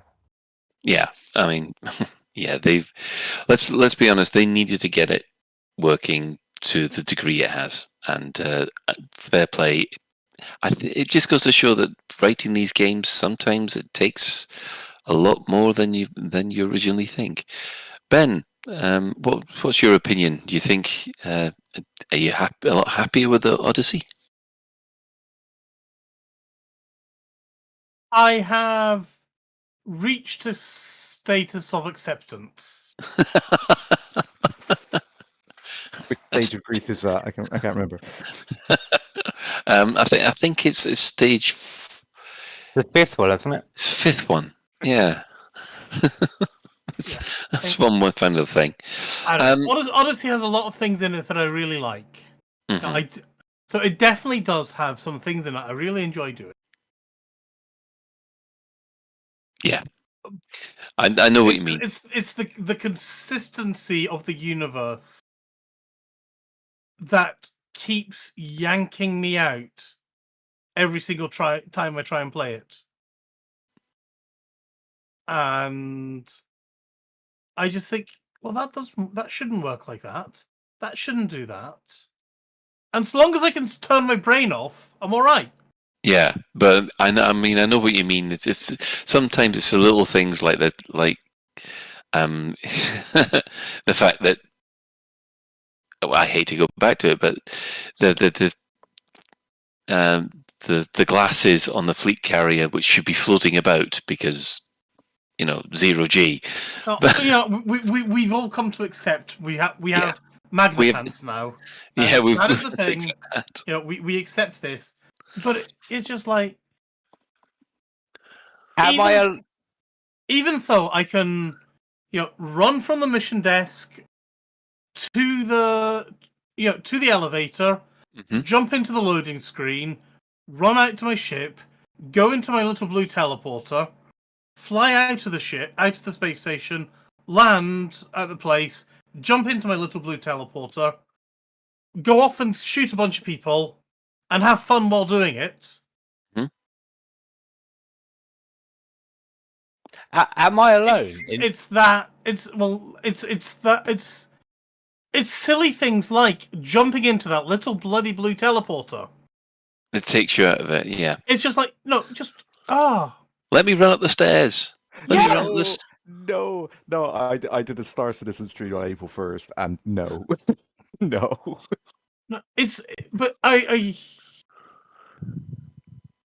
It just the blue teleporter and the blatantly obvious loading screen that is the elevator and things like that. And you mean the Armstrong moment doesn't draw you in, Ben? Well, the Armstrong moment never happened. Put it this way. I mean, the Armstrong moment, which they put in their blurb, to me, as an explorer, would have been basically getting up out your seat off the bridge, walking to a turbo lift. The turbo lift opens. Even if the turbo lift opened up a hatch in my cockpit and then moved me down, I could accept that. Yeah, that was the thing, because get rid of the fade to black. You had to have the point where you were in your ship, the doors opened, you walked down the gangplank, and then you walked onto the planet. That would have felt like an Armstrong moment, and not basically a blue teleport. Yeah. And I can understand that. I mean, yeah. Just quickly, one thing John's about to explode unless you really want to ignore him. Okay, sorry, Crash. Yes, I missed that. I just think, the transition doesn't bother me that much, to be honest. I accept that now. I think for me, though, like you said, the Armstrong moment, it's such a moot point, unfortunately, because after doing a little bit of ExoBio, after about the 17th time doing that Armstrong moment, it still just doesn't really hit home. So even if the transition was seamless, I don't think that would really be impressive to me. Really, because this is one thing that I've found from my entire experience with Odyssey. The highlight for me has been landing on atmospheric worlds, and going plant spotting. I've just found some of the vistas and some of basically the places where I've landed and explored have been absolutely breathtaking, and that for me is especially when this is why I liked Update 8 so much, is because of the art update to the planets. It's basically it just took it to another level. And I like the I love the vistas. I do like finding a new planet with a new color scheme that I haven't seen before and kind of seeing around it. I feel like after I've done it a few times, it's just it just wears thin for me. It's just like I've seen this one, Oh. Which is a shame. Which is I wanted to love that more. Exploration was always the thing that I enjoyed the most in the earlier games, but I just feel like there's nothing really worth doing, unfortunately, once you get there. But that's just me. I mean, I'm glad that other people do enjoy it, though. That is the main thing. Elite is a game which tries to do a lot of things for a lot of people. Bad Wintermute GB. He says, you naughty person. Are we sure they didn't mean Lance Armstrong? In other words, I do agree with Jonathan Teatime, though, that and this is obviously personal experience, but anything that yanks a player into a new camera or viewport needs to be properly integrated into the cockpit or a station within the ship. For example, the DSS thing and the multi-crew gunner. So. I don't mind the DSS thing. The DSS thing is, I'm quite happy with that. Yeah. The multi-crew gunner, I do really agree with, because it does feel like you need to be like even if you're looking through your ship, it does feel like you need to have that feeling of being in a gun turret. I'm completely with you there. But we've been over this so much. I see the DSS thing a bit like I'm pretend I'm Spock and I'm going off and I'm looking into the scannery thing. That's how I sort of picture the DSS. In my head canon, I've gotten my arse out of my ship. I've wandered over to the terminal and I'm now staring into another screen. I actually like the way they've implemented it in VR, because it comes up as a sort of holo screen in front of you. Oh, that's nice. Yeah, because you can look around. You can still look through the cockpit. You turn your head to the left, and you've got the DSS in front of you. But you turn to the left, the DSS stays at the front of the cockpit. Okay, that's quite cool. Yeah, that is quite good. Crash. I think you stole my thunder there. I was going to say the sorry. reason why. No, it's fine. The reason why these things seem a little bit disjointed is literally because of limitations and how they're trying to render those new scenes, and you get the same. Like the galaxy map was always the big one from the beginning. Everyone wanted the galaxy map as some cool holographic display that shows up in front of your inside your cockpit, and it's like, well, they can't really do that because when you're sat in your cockpit, you've got the one skybox of the galaxy, but then you kind of have to just toss that away, and it's redrawing a new skybox because you're zooming around the galaxy, and it kind of breaks the rendering, the way that they've layered those things together. So there's reasons why they couldn't do it, but it is a shame. I'd like to see it more integrated. Yeah. I mean, admittedly, though, I think I'm so used to the way the galaxy map and the system map works. I don't need it as a holographic display in front of me. It works fine as it is. But yeah. Right. I'm going to wrap this little bit of the discussion up. Before we leave the main topic, there's one thing that we missed last week. Now, Arf mentioned that the November update will include things that have never been done in Elite before, and it's going to be a lot more than CGs and Galnet, according to Zach. And it is all connected to the narrative. Now, the obvious feature that could come in at that point would be the on-foot Thargoid combat. But if not, what else could it be? And Shan's got a cheeky comment on this straight away. Go on. Gameplay. Ha ha ha ha ha. Oh god. Yeah. In all seriousness, That's just a cheap shot. It really is. Hey, Go what? on I gotta get cheap shopping at least once per show. Oh, we're gonna have to call you Yamix's friend. You are. Anyway, I think the on-foot Thargoid, I think, is the one everyone wants and everyone expects. Mm-hmm. I would suggest it will be more limited than on-foot Thargoids, because I think everyone's got their picture of, I don't know, like going into LV426 and that kind of alien scenario, but with Thargoids. I think that's what people have in their mind. But to implement on-foot Thargoid combat in a good way, in my view, it needs an awful lot of work, probably over a year's worth of work, to even 2 years worth of work to get it Maybe done. that's what they've been doing this past year. Yeah, maybe, but I would have thought they would have hyped it up a bit more. But I don't know. I don't know. As I say, I think people want it to be on foot Thargoids, but I'm not sure it will be to the extent people hope it is.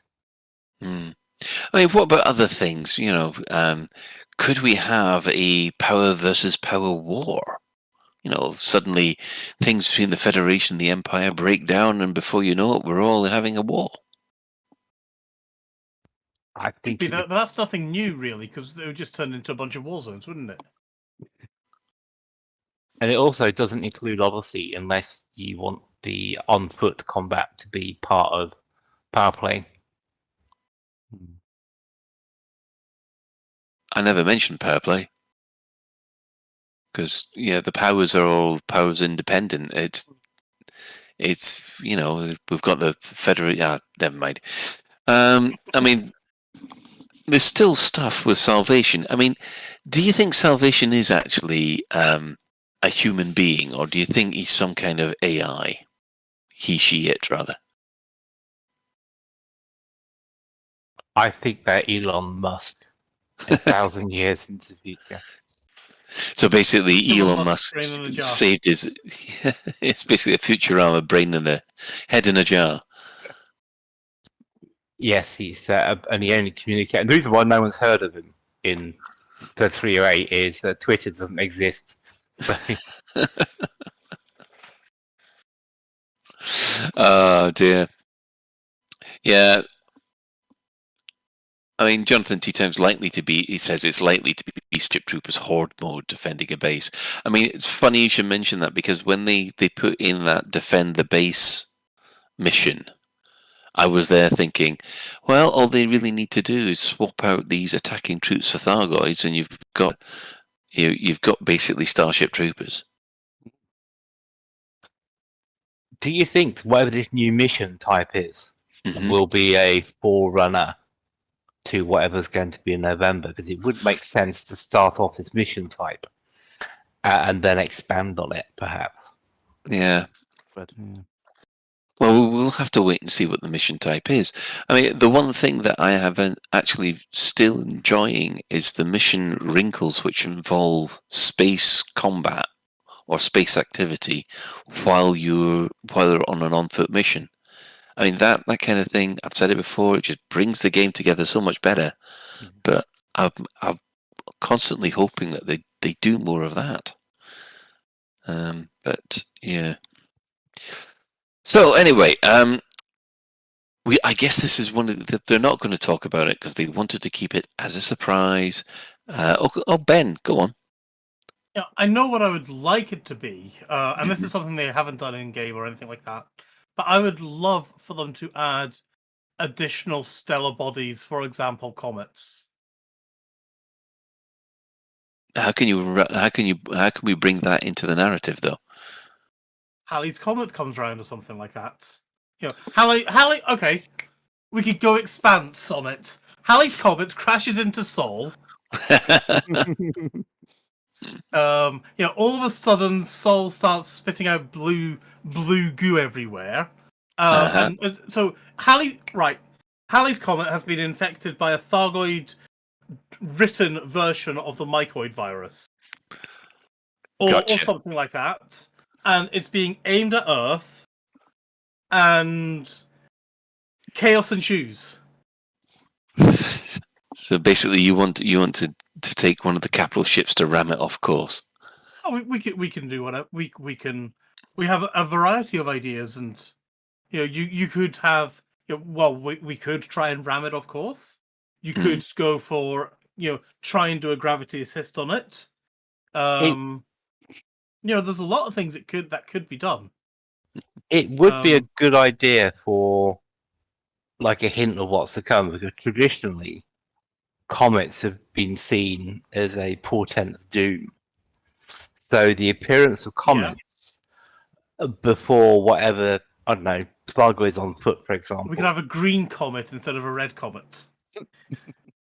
Well, not just appearance of comets, because then it would be comets foreshadow something bad coming, and with that, then you would get into your on-foot Thargoid content. I love the Freudian slip there. The appearance of comments is the harbinger of doom. I mean, on the forum, that's about right. Yeah, that is so true, isn't it? Yeah, very true. Anyway, moving on from that, I think we'll touch on what's been happening in the community for the last week or so. Well, we've got Turjanos and the lady with the left hook. That's Commander Turgeon Starstone. He's been at it again. One of these fantastic rendered videos that he does. It's only a quick one. It's only a 45-second short, but they're always worth watching.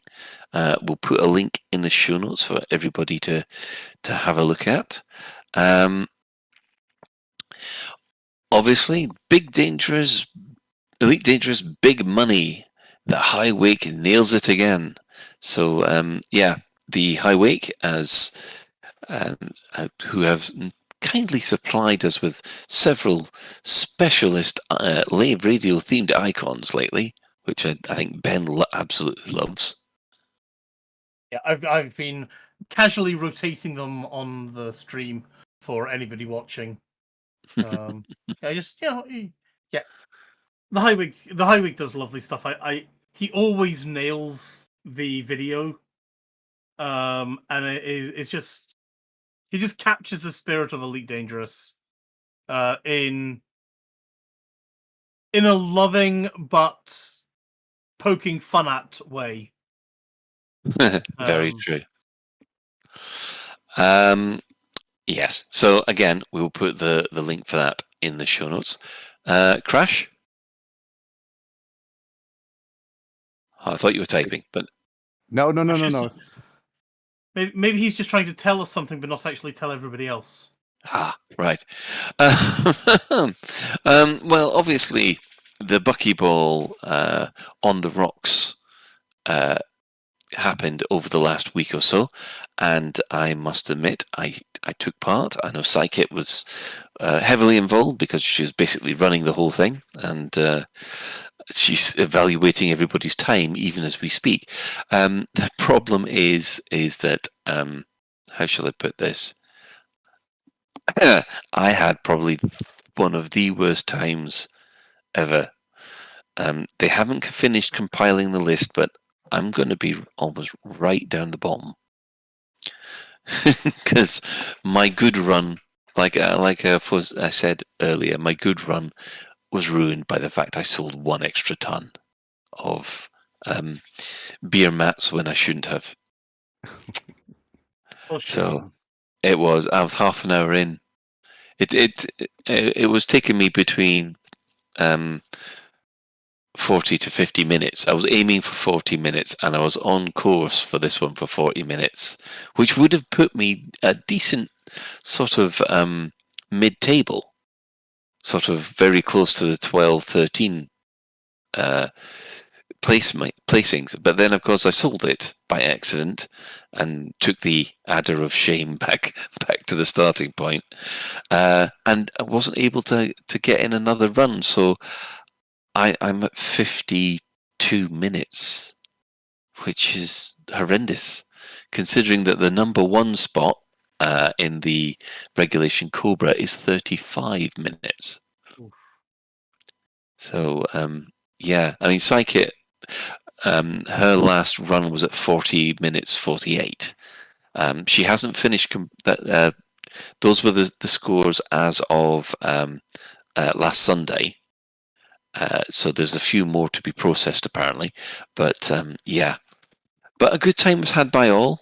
We will await the results for next week's show when Psychic comes back. But yeah, it was a frustrating one for me. That it really was. Anyway, Ben, would you like to take the next one? Yeah, I can do that. So over the weekend, the Operation Warbucks was run by the Pilots Lounge, and then so once again the Elite Dangerous comes together and shows the galaxy what we can achieve if we put our minds to it. They managed to raise $10,827.07, all thanks to you guys, and that's of the original $3,000 goal. So that's absolutely amazing. Blew everybody's wildest expectations. 10 grand. Wow. Yeah, they did amazing, didn't they? So the Pilots Lounge wants to salute the heroes who sacrificed their time, their subs, and the donations to put on a hell of a show and help save the children in Ukraine. And so I'll give a quick shout out to those commanders, if that's okay. So it's Orange Phoenix. Yep. Emancipated Penguin. I need to make this bigger because it's too small in this window. I'm just enjoying you getting the names wrong. Emulated Penguin. Oh, I couldn't see it. I thought it was Emulated Penguin. Nanya Business. I like that. Oh, come on. Will you? I've now got it. I'll send you a screenshot of what I'm showing, Colin. Hey, I'm not saying that it's your turn. It's your turn to suffer. It's my turn to do this. Yes. Captain Metzi, Zeke Gaming, Siphon Dex, Karumba, Pixie Wifey, Highlander 76, Cursed Titan. I'm reading this one very carefully. Tile Z, Spatula Dangus, DJ Me Bear, Siphon Dex, Nick Lambert, Super Chicken, and Friendship Drive Charging. There are some great names there. Oh yeah. So that was all. That was basically running from 11 a.m. on the 13th, which I think was that the Friday? Yeah. So 11 a.m. British time on the Friday through till 6 p.m. on the Sunday. Yeah, and we also have to mention that Commander Tokoso, who does music for us as well, he has done an Elite Dangerous album, which is also part of the. I think proceeds go to the to this, don't they? I know it was released in sort of concert with this. Yeah, the album, according to Commander Orange Phoenix, the album is given away with every donation. Yeah. Okay. So No, there isn't. Motherfig, there isn't a Commander Magna Pants yet. I bet there is now. There is. If you want to buy a copy of Elite Dangerous, or find one going free on Epic Game Store or whatever, feel free to create a Commander Magna Pants. Hang on, give them away license as a prize at give Commander Magna Pants as a prize at LaveCon. We should license it. We can't give up such a revenue stream. I think what I should do is someone should actually make some proper Magna Pants, so basically pants with magnets in it, and give that away in the raffle. Well, if someone wants to make some Magna Pants for LaveCon, Colin will wear them. I will not. Ooh, I do have some neodymium magnets in the garage. I have some neodymium magnets. So I've got to my radiator. So, like Superman, I've got to walk around with my Magna Pants and over my trousers. Right. Well, moving on to the mostly clueless section. Domzilla 2112. Fantastic album. I was told recently, honk every jump on the way to an engineer and hand in the cartographics to them. It counts towards your grade rating with that engineer. I don't know whether this is true because he says he's not personally tested this.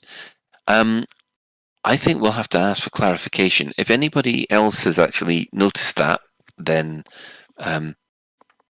let us know so we can give it a good tick. I think it used to, but obviously there's a distance restriction there. Like you can't jump to this star next to the engineer and turn it in. So, but I certainly used to. I think. I was going to say I think I noticed that on the last NG I unlocked, but I wouldn't like to be. I wouldn't like to say for sure 100%. I wouldn't trust anybody to provide me. Especially wouldn't trust Mr. Nick Lambert to provide me with pants. Thank you very much, MJ. Him of the subtle butt rub, which is there's a story of me standing, I think, on Nick's carrier, and I didn't know he was behind me, and he was crouching down and using the new emotes to apparently fondle my posterior. That was the first. That happened on the very first day that we got emotes, and he managed to work out how to make it dirty within 10 minutes. I do think we need a Magna Pants advert though for the show. I'm working on it. Just give me the time.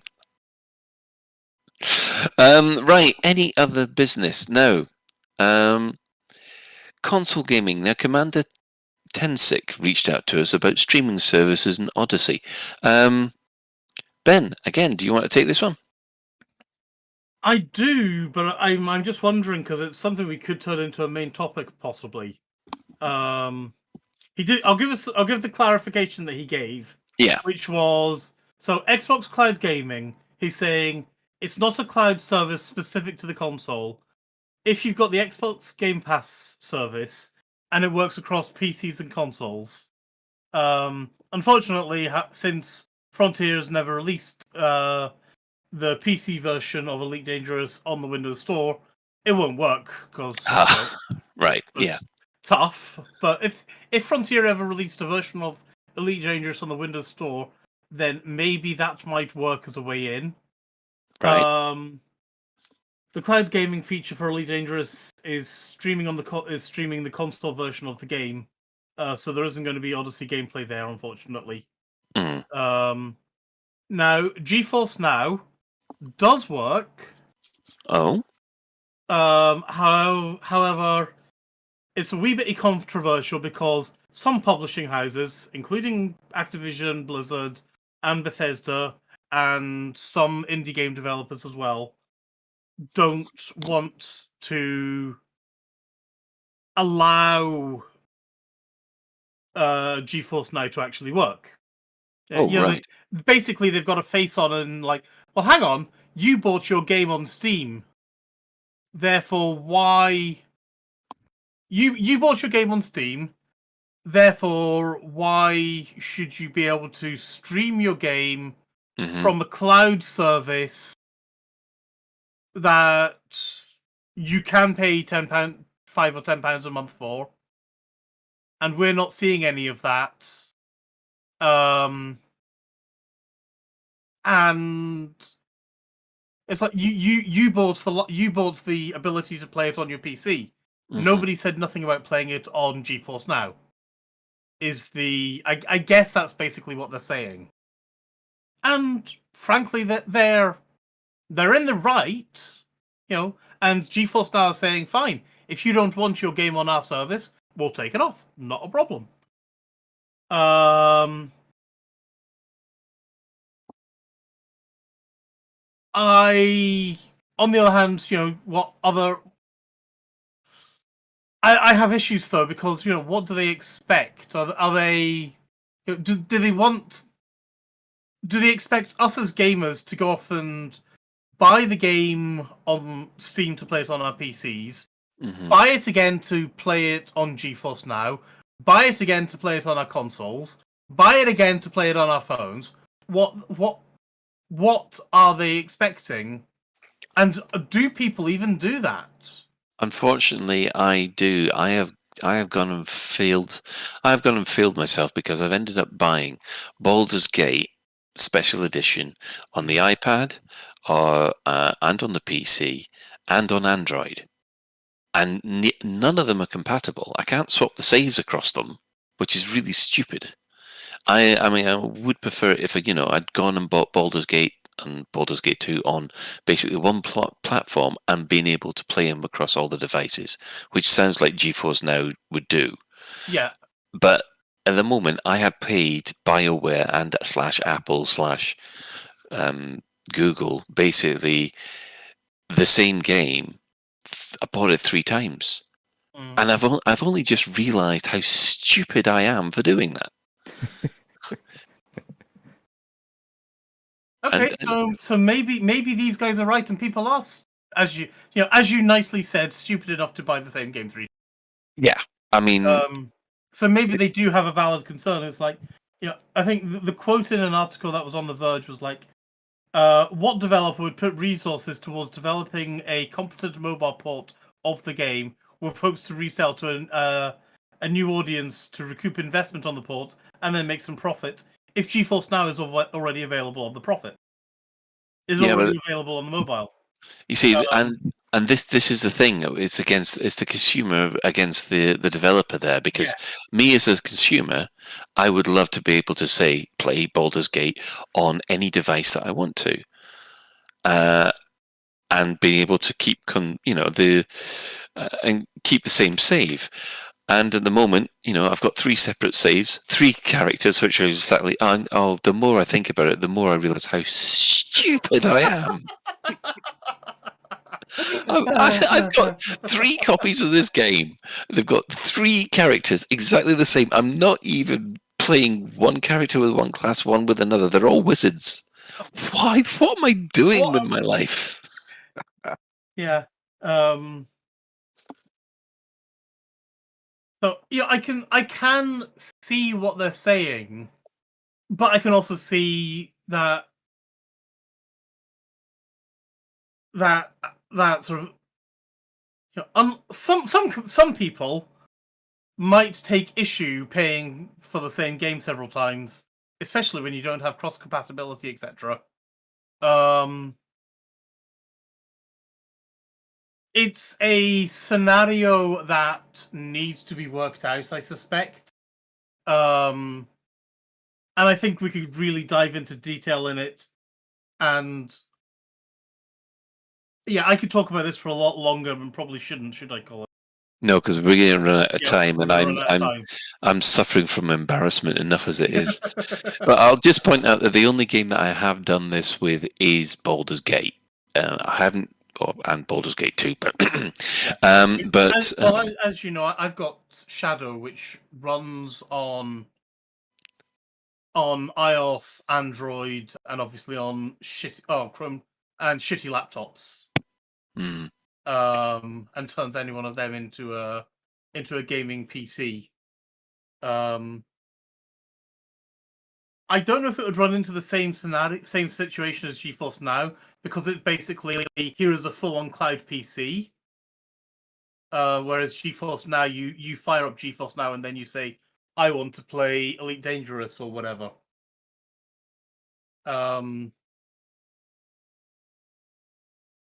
I definitely do think, though, that streaming games, especially for consoles and mobile devices, makes so much sense. It's ridiculous.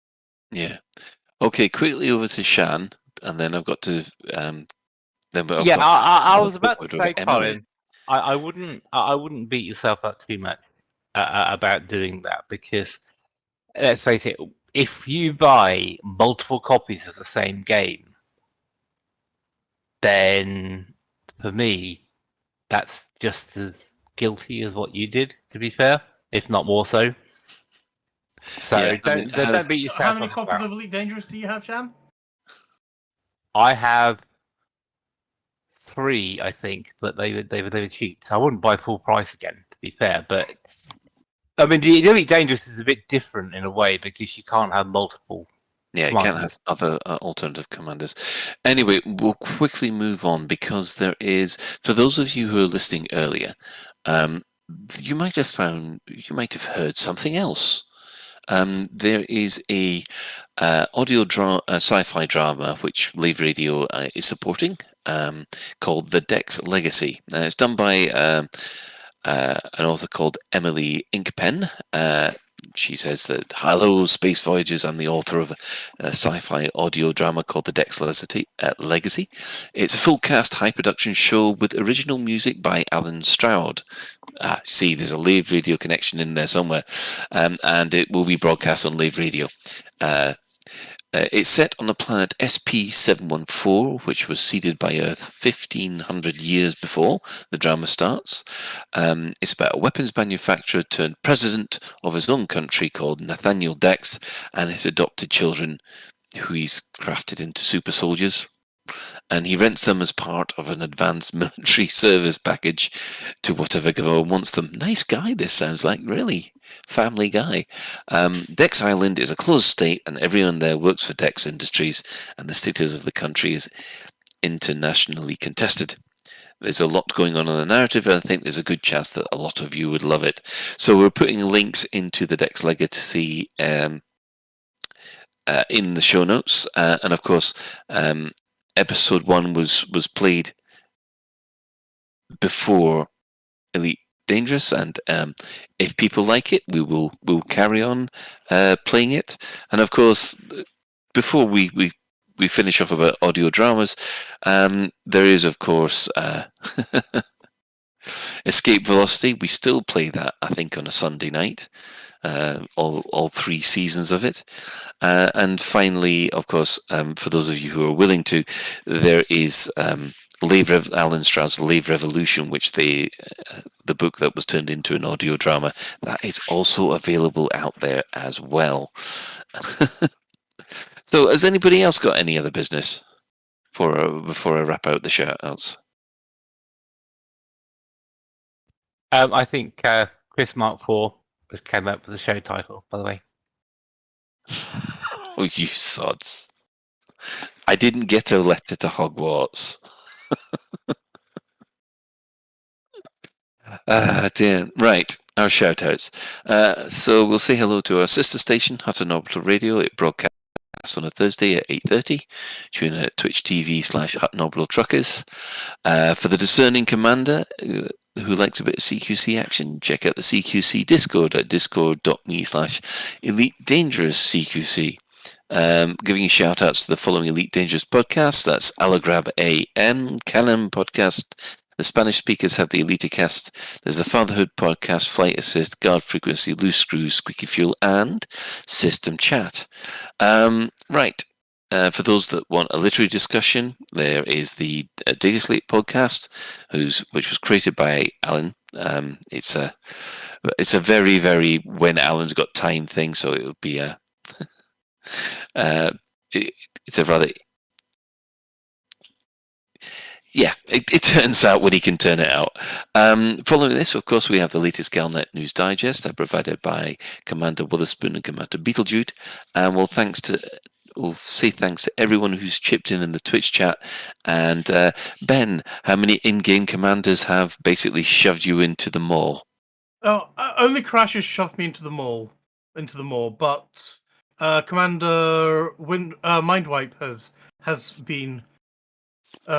decided to grace us with his presence as well, and he's shown up in his cutter. Oh, hello, Commander Mindwipe. That's like a nice little fish, I guess, with its little sort of fins and things. The way he's got his one looking. Apparently, Mother 666 was in Lave as well. According to the Chris Mark IV. Nice to see Mindwipe. It's been a long time. It's been a long time since we've seen Phil. Yeah. Right, moving on from there, we'll say special thanks, of course, to Commander Tokuso, JN Trax, and Alan Stroud, who have created music for the show. But that is it for another episode of Lave Radio. If you'd like to get in touch with the show, you can email info@laveradio.com, hit us up at facebook.com/laveradio, tweet us at Lave Radio. You can join our Discord server by going to discord.io/laveradio. We also have a TeamSpeak server where commanders like to hang out and chat, and you can find that at teamspeak.laveradio.com. Do get in touch if you have any questions or if there's anything you'd like us to discuss in a future episode. Lave Radio is recorded live on a Tuesday evening at 8:30 and streamed out at laveradio.com/live. Special thanks goes to Ben. Thanks to Commander Shan. Special thanks, of course, goes to Commander Crash for joining us for tonight. And, of course, we salute Sputnik Santiago for being today's tech specialist and putting up with all our McGubbins. So, until next time, Commanders, fly safe. And if you can't do that, fly dangerous.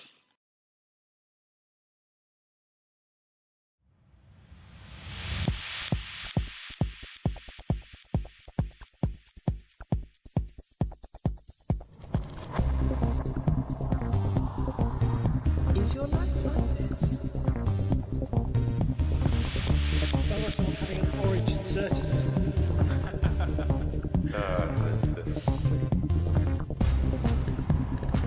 You need a safe word.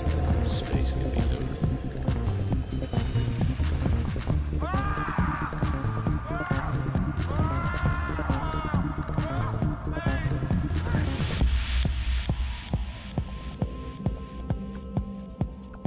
I'm gonna see the galaxy.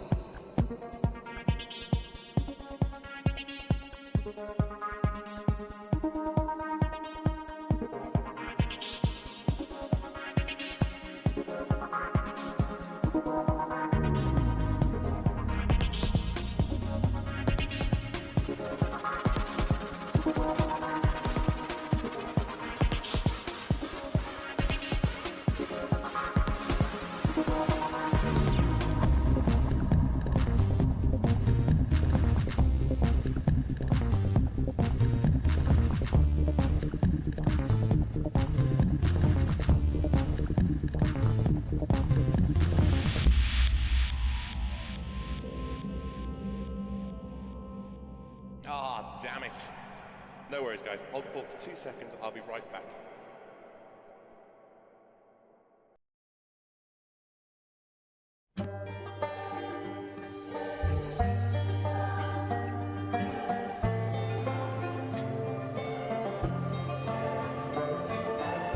When starting out as a commander, you might feel tempted to hitch a ride to a remote starport in the middle of nowhere, so you can start your career as a true pioneer out on the frontier. In this series, we try to explain why this is a really quite bad idea and present you with some suitable cautionary tales. In the Commander's Guide to the Galaxy.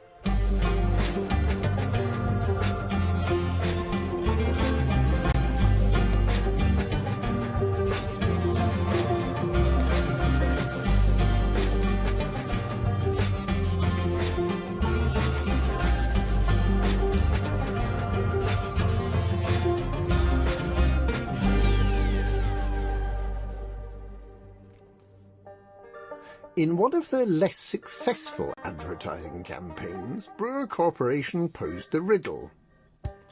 What has 14 faces, 24 edges, and 12 vertices? Faced with blank faces from their audience, they hastily added that it also has 8 triangular faces and 6 square faces.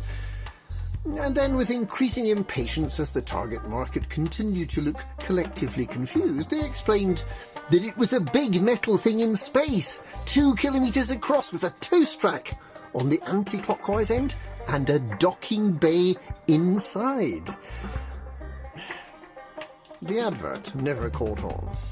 The Brewer Corporation, which is based in the charming Minerva system, also makes the weapons platforms you see near outposts, and fleet carriers, which are mobile starports that allow a commander to take his whole fleet of ships with them. Having made fleet carriers, the Brewer Corporation went on to position a string of megaships between the Bubble and Colonia to make, they said, travel along this popular highway easier. And having made the truck stops, they decided to go a step further and to construct 6 starports, not Coriolis, because they've given up on geometric riddles, but Acellus starports, fit for the frontier, where communities could grow up away from the hustle and bustle of either the Bubble or Colonia.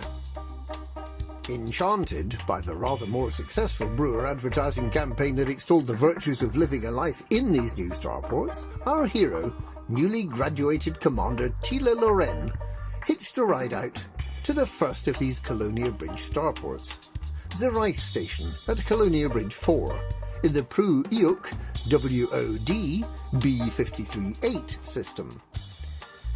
Things have not been going well.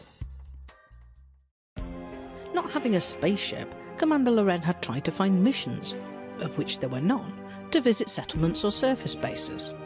He had attempted to become a mercenary, only to find there were no wars, and had discovered that the two Apex travel agents between them managed only a single route, between the Rice Station and the Colonia Bridge megaship, and the other way round. He'd given in to the inevitable. He would claim that free Sidewinder everyone was talking about and would make his fortune as a space pilot. You can't get a ship without doing the whole flight training thing, and when you finish, your Sidewinder is conveniently ready for you at your present station. Commander Loren filed away the knowledge that if he ever needed to call on the free Sidewinder service, the rescue rangers would deposit him here at the Rice Station, more than 1,000 light years from the bubble, in a ship with an 8 light year jump range. Now, during the hitchhike trip from the bubble, Commander Loren had seen lots of discovered new system messages. These mean money if you take them to Universal Cartographics. But it turns out that someone had stolen the discoveries, because they certainly weren't there when Commander Loren tried to cash them in. Perhaps you're not allowed to discover systems when you ride in shotgun, so no little pile of credits to fall back on. But at least there was a paint job for his new Sidewinder. Looking at the list of ships available to buy at the Rice Station, it seemed to Commander Loren that there weren't really any ships designed for long-haul travel. There wasn't a detailed surface scanner either, so unless you could feel happy doing the sort of exploration that involves finding celestial bodies but not mapping them, exploration wasn't really going to be an option. Perhaps with this Sidewinder and an SRV, and with that Maverick suit, finding wrecks and salvaging might be an option. Turns out this system's really neat, and any wrecks there were have been tidied away, nor are there any missions. Well, actually, that's not quite true. The megaship Daneros Serenity has missions. Donation missions. How about mining? Switching to an adder would give just enough room to equip a refinery and make some decent profits. There are pristine rings in the system. Commander Loren had to sell his hand weapons and his Maverick suit to kit out the adder, but this would be worth it. You could make a lot of credits mining. Well, you can.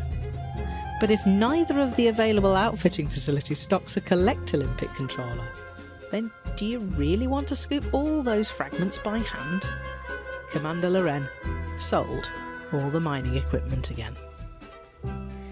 With only 2 stations, both in the same system, could trade possibly be an option? Turns out it could, taking water to the megaship and waste products back to the Rice Station. Loren could make nearly 24,000 credits profit per round trip. This may not have been the most fulfilling life, but as a bio-waste trucker, Commander Loren was finally paying his way. In due course, he could trade up to a... Well, actually, there was nothing to trade up to, unless an E-rated Viper Mark IV is your idea of up. But it was a living. Perhaps one day he'd be able to earn enough credits to complete all those donation missions. But hang on a minute. There are pristine rings. And even though there are no collector limpets for sale, pristine rings means miners. And miners mean pirates. And pirates mean bounties. With this last roll of the dice, could Loren finally come good? Vipers were out of his price range, but an Eagle is a good bounty hunting ship, isn't it? And there were even a few C-grade modules. It might be a bit risky, but nothing ventured. And so it was that Commander Loren, bounty hunter, set sail on a maiden voyage to a low-activity resource extraction site, or RES, only to discover that all the ships here are law-abiding miners, not a bounty between them. I know it looks like they're shooting, but really all they're doing is lasering minerals. So let's up the stakes a bit further and drop right in at a high res. This surely must be make or break time. And there they are. The police are shooting that poor, innocent, wanted eagle, Twilight Sparkle. A bit too efficiently, Commander Loren fails to get a single shot in before Twilight Sparkle gets sent to Pony Heaven. A Deadly Asp Explorer. Is that a good match for an E-rated eagle flown by a complete novice with a harmless rating? Of course it is, if you have a couple of police Vipers to do all the heavy lifting for you. Work smarter, not harder, right? And finally, a really rather impressive payout of 225,000 credits.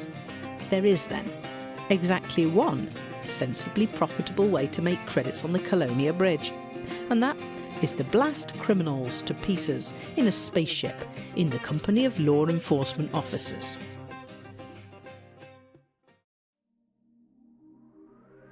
What will happen next to our hero? Will Commander Tilo Loren become insanely wealthy with nothing to spend his credits on? Will he ever work out a way of escaping to a system where you can buy a detailed surface scanner or a collected Olympic controller, and where you can buy an insanely aspirational ship like a Diamondback Explorer? Or will he have become so thoroughly institutionalized that all he wants to do is get a Type 9 Heavy, bring it back to Zerai Station and haul bio-waste and water for the rest of his career? If you think you can bear the excitement, tune in next time for the next exciting adventure of the Commander's Guide to the Galaxy.